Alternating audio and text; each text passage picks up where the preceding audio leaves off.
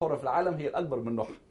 لما اخش هنا هلاقي انه محافظه شرم الشيخ بوضعها الحالي اللي احنا المصغر قبل كده اصغر من جنوب السودان القديمه 30 مره حجم سنغافوره، مرتين حجم دوله قطر، مرتين 20 مره حجم هونج كونج، مرتين حجم دوله لبنان. احنا عندنا دوله، دي دوله داخل الدوله، موقعها بنيه اساسيه موجوده، فنادق من اجمل ما يمكن، منشات سياحيه من اجمل ما يمكن. ناقص ايه؟ ناقص اعمل فيه اكبر مدينه معارض في العالم، اكبر منطقه مؤتمرات في العالم، اعمل فيها اهم مركز مالي عالمي جديد، جو تحفه، كل خدمات تحفه، بحر تحفه، سياحه، حاجه شياكه وحاجه جميله وحاجه روعه، واعمل فيها اكبر ميناء في المنطقه كلها في الطور، واعمل خدمات وتطلع وتبقى حاجه توظف ملايين ملايين المصريين وتدر دخل قد ايه وتغير اوف شور، منطقه اوف شور. ليه الناس تروح جبل طارق؟ ليه الناس تروح الاشتراك؟ احنا عندنا هنا لازم مصر تاخد نصيبها من الخدمات العالميه، خدمات ماليه، خدمات معارض، خدمات مناطق حره. كل شرم الشيخ الجديده بوضعها الحالي مؤهله لهذا تماما. عندنا مشروع تاني في الخدمات وفي المرافق عامه، ان احنا استكمال محطات مياه الشرب والصرف الصحي لكل الريف في مصر. فلوس سداد عيني، وهنخش بعد كده مشاكل الفلوس عشان احنا كل واحد هيسالني طبعا والفلوس دي منين دي كلها، هجاوب على السؤال ده. انما هنا السداد عيني. وهقول لكم على حاجه تجربه شفناها كلنا. كانت شركات المقاولات لها مديونيه عند الحكومه كبيره جدا، وما كانوش عارفين الحكومه تدفعها لهم ازاي. فراحت الحكومه قالت ايه، انا هديكم اراضي بعد التجمع الخامس، تعالى يا مقاولين عرب، هديكي حاجه اسمها مدينه المستقبل، واديك المتر بسعر كويس عشان تقدري تروحي للبنك انت كمان تدفعي الفلوس اللي عليكي للبنك، ويبقى السداد عيني. احنا بنشوف لما يكون تاجر ملوش يقول له سدد عيني. خلاص، مصر تستطيع ان تسدد عيني. مصر ان تستطيع، ان مصر عندها ثروه غير عاديه، غير عاديه. انما ارضي انا زانق نفسي، انا عندك كام يا سيدي؟ عندي 6 مربعات. طب وال100 مربع دول ما تشد خط عليهم ودخلهم الخدمه وخلي ليهم قيمه النهارده، ويبدا سدد بيهم ويبدا مشي حالك بيهم. هنشرح ازاي واحنا ماشيين. القاهره مش ممكن تكون البلد اللي احنا بنحلم بيها بالقاهره اللي احنا عايشين فيها، ما ينفعش. آن الأوان يبقى عندنا عاصمتنا اللي احنا بنحلم بيها. وبالتالي عملنا التخطيط ده في خارطة الأمل. خدنا القاهرة وصلناها إلى البحر الأحمر. تخيلوا عندنا لما نعلن أن عاصمة مصر تصل من النيل إلى البحر. عاصمة مصر فيها ميناء بحري، هنغير اسم ميناء السخنة البحري ونسميه ميناء القاهرة البحري. هنعمل مطار في منطقة السخنة، سابقا هنسميه مطار شرق القاهرة. بس وبكده هتجد ان احنا وسعنا على نفسنا وادينا براح. طب ننقل ازاي الحركه فعليا من ميدان التحرير ومن المنطقه دي كلها الى القاهره الجديده؟ هنعمل وسط القاهره الجديد جنوب منطقه مدينتي وعند طريق القاهره السخنه الحالي. منطقه كبيره جدا مساحتها رهيبه جدا، اللي هي ظاهره باللون الغامق شويه هنا. وسط القاهره الجديد هننقل فيه مجلس الشعب، هننقل فيه مجلس الشورى، هننقل فيه مجلس الوزراء والوزارات. يبقى نقلنا الكتل، نقلنا مراكز الزحام. وهنعمل خط قطر سريع زي بارون بان. بارون بان لما جه من مصر الجديده اول حاجه عملها مترو.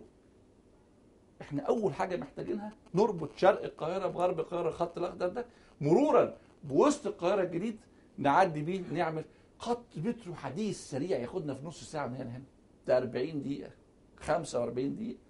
يبقى هنا عملنا. عشان اشجع الناس تتنقل لازم اعمل له فرصه يجي ازاي بالنقل يوصل عندي باسهل طريقه ممكنه. خلاص. طيب العشوائيات،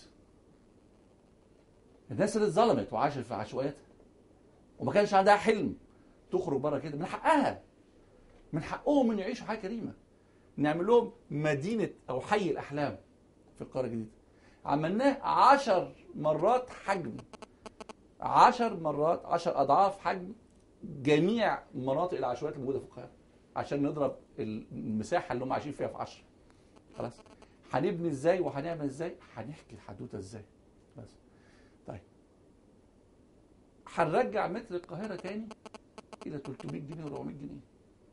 احنا وسعنا على نفسنا، وهو ده الحلم اللي بيخلي اي واحد يشتغل.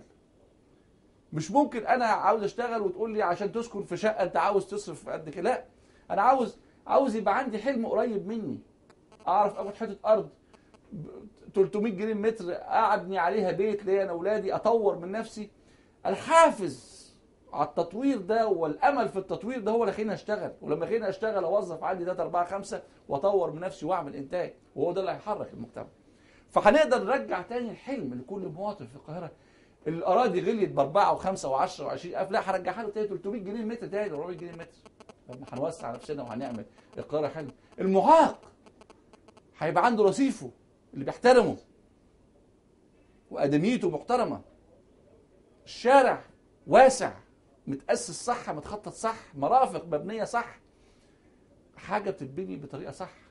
التلوث اللي كنا عايشين فيه في القاهره هيتنقي خلاص، يبقى عندنا انظف حته واحلى حته، مدينه جديده كلها لسه بكر وصاحيه وحلوه. بس ونبدا نحول الوزارات القديمه اللي يصلح منها فنادق يتبني فنادق، العشوائيات القديمه اللي يصلح منها مناطق سياحيه تعمل مناطق سياحيه، تصلح منها حدائق تعمل حدائق، وهكذا. نبدا نحول تدريجي، نخلق القاهره القديمه وننقل على القريه ده، يفك ازمه الزحام. ما كانش عندنا امل الزحام يتفك، انما الامل الوحيد عشان افك التكدس المروري الموجود عندنا ان انا اخلق الناس دي. هم كانوا محبوسين في 6 مربعات، لما هزقهم في 15 مربع العمليه هتتغير معاهم تمام. طبيعي انه ازمه الزحام هتفك، وطبيعي انه المرور هيتغير، وكل حياتنا في القاهره هتتغير.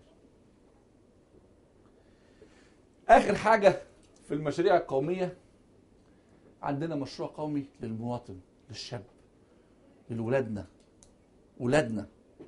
عندنا 40 مليون ناشئ، ورقم خرافي، ثروه قوميه، شيء مش عند حد في العالم. العالم ما عندوش الارقام دي. 40 مليون ناشئ. احنا مش ننافس، مش عارفين نوصل لدوره افريقيه في كاس عالم، ده هننافس على كاس عالم. بس اديله ملاعب، اديله ملاعب. لما نعمل 4500 ملعب جديد في 4500 قريه، انا بنمكن الناس انها يبقى عندها شباب يلعب كوره وغيره وغيره، كل واحد فدانين في كل قريه. هيبقى عندنا 40 مليون واحد بيلعب رياضه، بنيان هيختلف، فكره هيختلف لما يكون رياضي، حياته هتختلف، هنافس بيه رياضيا. ارجع حتى طب انا الولد الصغير اللي عنده 5 سنين و10 سنين مش هجيب له وظيفه، انما عايزه يعيش حياه سعيده، عاوز يطلع حاسس انه واخد حقه، عنده ملعبه، عنده رياضته، عنده النادي زي اللي عند اي حد في المدينه، حقه متوزع عليه بالعدل. وده اساس لابد ان يشعر المواطن بالعدل، عدل في التوزيع وعدل في كل شيء. هو ده الاساس اللي اتصور انه اي واحد حلم بعد الثوره، حلم بده، حلم يبقى فيه عدل في البلد دي. لما اشوف فرص العمل اللي ممكن تجيلنا من هذا الكلام بقى، فرص عمل، عدوا معانا. انا مش هحصل هنا ان احنا بنحط التفكير استراتيجي، انما في علماء اكثر تخصصا مننا يقدروا يذاكروا، يقدروا يطلعوا تفاصيل وارقام، وفي ناس ليها تقدر تضيف كثيرا جدا جدا جدا وتصلح وتصوب الكلام اللي احنا بنتكلم فيه ده لغايه لما نصل الى ارقام صحيحه. انما على سبيل المثال ليس حصر، احنا عندنا عدد الناس بتشتغل في السياحه قد ايه النهارده؟ ولما ضاعف الغرف الفندقيه اللي عندنا، ولما اضيف 13 مدينه سياحيه طالعه، حركه المعمار اللي فيها دي شكلها ايه؟ اذا كان احنا كنا بنبني التجمع الخامس ومنطقتين في مصر وقال لك عندنا معدل نمو 7%، اما لما نبني 13 مدينه جديده هيحصل ايه؟ لما هنبني القرى الجديده اللي احنا هنستصلح حواليها 8 مليون فدان دي، هيحصل عمران شكله ايه؟ هيحصل وظائف شكلها ايه؟ التوسع الزراعي ده هيستوعب لي العماله اللي في الفريق 8 مليون فدان، الفدان قول واحد، فرد واحد، 8 مليون فرصه عمل في 10 سنين. المشاتل هتاخد 2 أو 3 فدان، ادي 2 3 مليون فرصه عمل. مزارع السمكيه قد ايه؟ ادي وهكذا. الصناعي 4500 منطقه صناعيه جديده في 500 فرصه عمل، ادي 3 مليون 2.5 3 مليون فرصه عمل. خلاص. كل التوسع العمراني والصناعي والتنقيط وغيره وغيره وغيره هيعمل حراك شكله ايه في المصانع اللي موجوده والتوسع في قدرات المصانع الموجوده. ملايين فرص العمل. الخدمات من مناطق حره، من كل هذا الكلام هياخد فرص عمل قد ايه. النقل هيولد فرص عمل قد ايه. حركه التجاره، المنتج لما يكتر ورايح جاي وبتنقل 8 مليون فدان بينتجوا منتجات زراعيه وصناعيه رايحه مطارات ورايحه مواني ورايحه تتنقل ورايحه اسواق ورايحه وتسافر. كل ده شكله ايه؟ الحكومه احنا محتاجين وحدات محليه جديده قد ايه؟ وحدات اداريه في المحافظات الجديده قد ايه؟ وظائف حكوميه جديده قد ايه؟ الناس بتوع التراخيص قد ايه؟ بتوع الصحه قد ايه؟ بتوع التفتيش قد ايه؟ بتوع المرافق قد ايه؟ وظائف حكوميه كثيره هتطلع. التنميه العمرانيه اللي في مصر كلها زي ما حكينا، مرافق غيره غيره غيره، التعليم والصحه كل ده، مدارس، مستشفيات، كل ده طالع، خدمات، كل ده فرص عمل لا نهائيه. لما نحط ده كله على بعضه هنجد ان احنا يمكن نكون محتاجين نستورد عماله من بره، انما ان شاء الله هنكفي ولادنا وهيحسوا انه كل واحد شايف قدامه فرصه جايه. هو خارج وعاوز يخلص وعاوز يجري لانه عنده الفرصه جايه، شايف انه عنده طموح وعنده امل يلاقي نفسه ويلاقي الشغله اللي تناسبه في وسط سوق العمل المفتوح قصاده ده. هنيجي نقول وزاره الماليه مصر عاوز اخرج من الازمه اللي انا فيها، رايح استلف من البنك ده ورايح اعمل بنك ده، وشوفوا لنا الدوله دي والنبي مساء الخير ادونا اي حق. ما ينفعش. احنا اغنى دوله ولدينا امكانياتنا، انما نلعب في الخريطه. نلعب في الخريطه علشان لما يروح يقعد وزير الماليه المصري في اي حته ويقول لهم احنا عندنا برامج تنميه وعندنا، يقولوا هتجيب فلوس منين؟ هتدفع منين؟ اقول له خليك معايا. انا عندي اراضي جديده فتحتها للتنميه العمرانيه، القاهره بقت قدها 20 مره، 13 مدينه سياحيه جديده، كل ده هيتباع اراضي ودخل داخل الدوله. المناطق السياحيه الجديده عندي 4500 منطقه صناعيه جديده فيها تراخيص وفيها انشاءات وفيها غيره، كل ده دخل جاي للدوله. عندي وظائف هتتفتح في كل هذا الكلام، فيها ضريبه كسب، فيها خلاص. عندي 8 مطارات جديده بتتفتح BOT، عندي مواني وبحارات بتفتح لي افاق التنميه في البلد، عندي اكبر منطقه تجاره حره في العالم، وهقول للناس تعالى مخزن عندك هنا، خليها منطقه الترانزيت بتاعتك. يا بتاع العربيات اللي بتصنع في اليابان، اعمل اكبر منطقه حط فيها عربياتك في الشرق الاوسط في شرم الشيخ، ومنها وزع على افريقيا وعلى اوروبا وعلى اللي انت عاوز توزع له. منطقه اكبر تجاره حره في العالم، نستطيع ان احنا ضعف حجم قطر، ضعف حجم دوله. شوفوا دي ارض قد ايه دخلت الخريطه وبدا ليها قيمه، بدل ما انا بقولها ارض خارج الكوردونات ومالهاش اي قيمه، ارض للاجيال القادمه، بقت ارض للجيل الحالي. الجيل الحالي له حق، مش كله حاجه للاجيال القادمه، الجيل الحالي عاوز يعيش، مش هيقدر يعيش زي ما هو عايش. كل ده بتتقيم. زياده في الصادرات، انا لما منتج بالمنظر ده، بصدر مشاتل، بصدر قيمه مضافه، حاجاتي كلها بقيمه مضافه، جرانيت وغيره وغيره، بصدر زراعه جديده، ببطل استيراد قمح، ببطل استيراد غيره، ببطل وارداتي، ميزاني التجاري هيختلف شكله ايه، العمله بتاعتي هتبقى شكلها ايه لما انا بقيت دوله مصدره اكتر ما دوله مستهلكه. كل ده مصانع كتيره بتتفتح عشان تواكب هذا الكلام. يستطيع وزير الماليه المصري ان يجلس بكل فخر ويقول للعالم كل ده عملنا له تقييم النهارده يسوى كام، قيمنا كل الفرص اللي قادمه للاقتصاد المصري دي، والايرادات المتوقعه للاقتصاد المصري في ال10 سنين الجايه، ومعدلات النمو اللي ممكن تعملها وتحركها كل المشروعات اللي احنا القوميه اللي احنا اعلنا عليها، مبادرات الاستثماريه اللي احنا عملنا دي كلها مع بعضها هندمجها مع بعضها، نشوف معدلات النمو اللي احنا ممكن نحقق شكلها ايه. وهنا هيقعد بكل فخر يقول انا عاوز انمي وعاوز اعمل وعاوز اشتغل، وهلاقي كل الناس عالم واقفه معاه. طيب هيجي اخر حاجه تجيب منين؟ خريطه الامل اتبنت على فكره اساسيه: التنميه بقرارات وليس باستثمارات. احنا عارفين ظروف الدوله ايه، ولو احنا طلبنا وقلنا الدوله هتصرف كل الفلوس يبقى احنا بنتكلم كلام مش مظبوط. احنا عاوزين الدوله تدينا رزمه ورق، والحكومه تطلع مجموعه قرارات في رزمه الورق دي وتعلنها للعالم. وثقوا تماما اسمنا التجاري، والناس لما تعرف ان احنا عندنا كل المزايا الجذب الاستثماري، لما بس يعرفوا ان احنا بدأنا نخرج من الهيصه اللي احنا فيها دي وبدأنا نخش على طريق التنميه، كل العالم هيجري ورانا.